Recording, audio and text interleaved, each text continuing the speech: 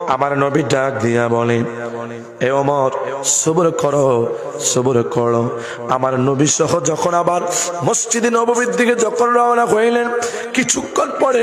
আব্দুল্লাহ আনসারী ঘরের দরজা খুলে আমার নবীর কদম মোবারকে পড়ে চিৎকার করে কাঁদছে, ইয়া রাসূলুল্লাহ, ইয়া হাবিবাল্লাহ, হায়রে মায়ের নবী গো, ও গো মায়ের নবী, জিন্দা নবী, কামলিওয়ালা নবীজি, আমি আব্দুল্লাহ আনসারী, ইয়া রাসূলুল্লাহ, ইয়া হাবিবাল্লাহ, গরীব মানুষ, আমি আপনার সাহাবী, আমার টাকা নাই, আমার পয়সা নাই, ইয়া রাসূলুল্লাহ ক্ষমা করবে,